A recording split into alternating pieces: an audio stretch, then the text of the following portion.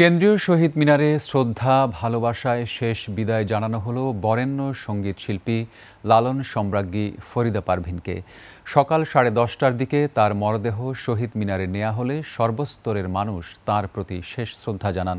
শহীদ মিনারে শ্রদ্ধা নিবেদনের পর বেলা 12টার দিকে ঢাকা বিশ্ববিদ্যালয়ের কেন্দ্রীয় জামে মসজিদে প্রথম নামাজে জানাজা হয়। পরে তার মরদেহ কুষ্টিয়ায় নিয়ে যাওয়া হয়। তার শেষ ইচ্ছে অনুযায়ী বাবা মায়ের কবরের পাশেই কিংবদন্তি এই শিল্পীকে দাফন করা হবে। বরেণ্য এই সঙ্গীত শিল্পীর মৃত্যুতে প্রধান উপদেষ্টা ডক্টর মোহাম্মদ ইউনূস শোক জানিয়েছেন।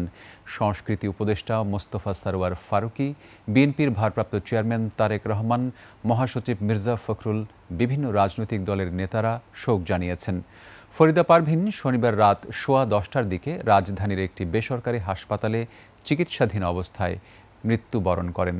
তার বয়স হয়েছিল ৭১ বছর।